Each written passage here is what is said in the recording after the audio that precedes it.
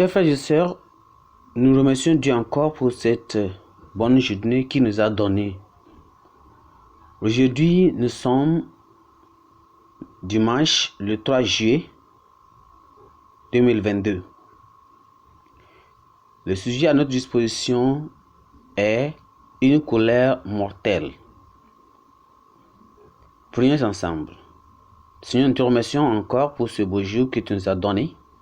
Nous prions que, Seigneur, qu'à travers cette parole, nous pouvons corriger toutes nos erreurs, corriger toutes les fautes, afin que nous pouvons être parfaits devant toi et vivre et mener une vie que tu veux au nom de Jésus. Seigneur, garde-nous. C'est un moment de réfléchissement quand nous sommes en présence de toi. Parle à nous. Au nom de Jésus, nous avons prié. Amen. Frère, ceci est la version audio de la manne quotidienne. Aujourd'hui, comme j'ai parlé, le passage c'est une colère mortelle. Une colère mortelle. Nous lisons notre texte dans Matthieu chapitre 5, le verset 21 à 26. Matthieu 5, le verset 21 à 26. Lisons ensemble. Vous avez entendu qu'il a été dit aux anciens: tu ne tueras point. Celui qui tuera mérite d'être puni par les juges. Mais moi, je vous dis que quiconque se met en colère contre son frère mérite d'être puni par les juges. Que celui qui dira à son frère Raka mérite d'être puni par les Sanhédrins, et celui qui lui dira insensé mérite d'être puni par le feu de la Guéhenne.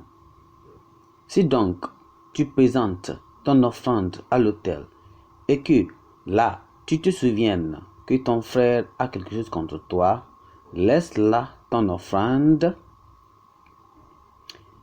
devant l'autel et va d'abord te réconcilier avec ton frère, puis viens présenter ton offrande.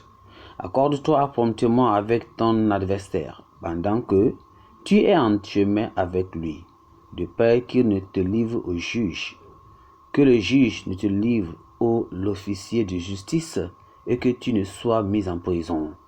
Je te le dis en vérité, tu ne sortiras pas de là que tu n'aies payé le dernier cadran.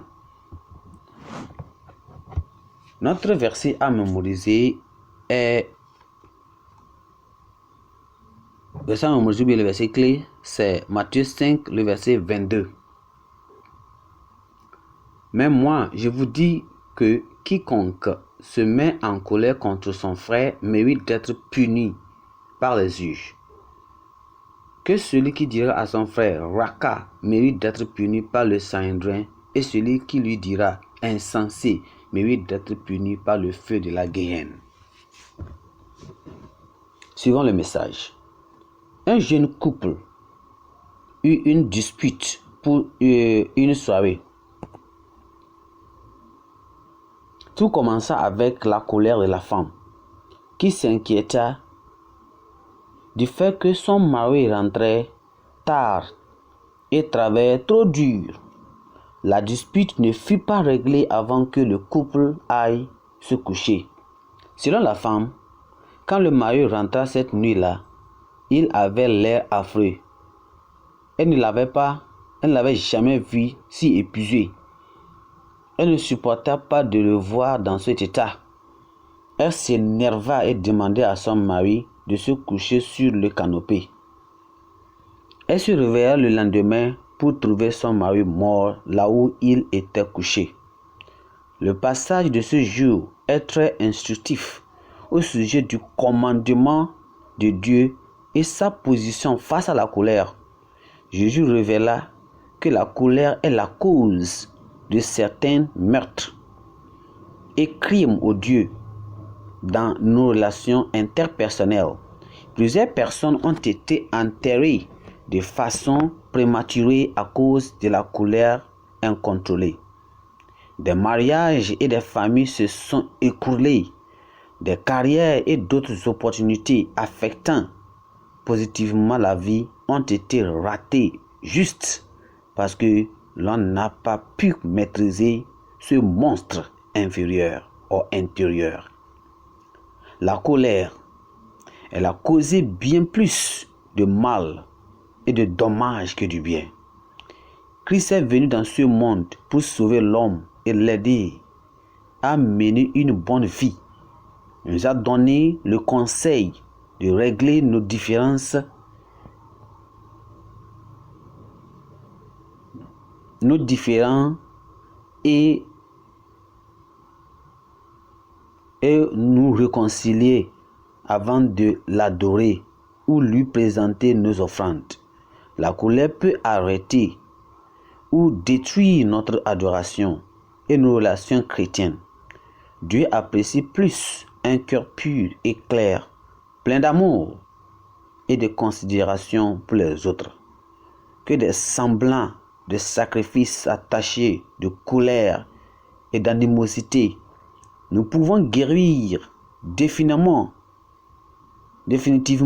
la colère si nous présentons notre cœur naturel à Dieu à travers les prières pertinentes et la repentance authentique. Pensée du jour. Dites non à la colère si vous voulez être heureux dans la vie. Dites non à la colère si vous voulez être heureux dans la vie. Dites non à la colère si vous voulez être heureux dans la vie. Amen. Prions ensemble. Seigneur, merci pour ta parole aujourd'hui. Nous savons que ta parole est la vérité. Aide-nous à l'accepter et ôte ce petit mot de notre vie à nous au nom de Jésus. La colère. Donne la grâce à le détruire entre nous et avoir la victoire sur lui. Au nom de Jésus, nous avons prié. Donne-nous une bonne journée. Amen.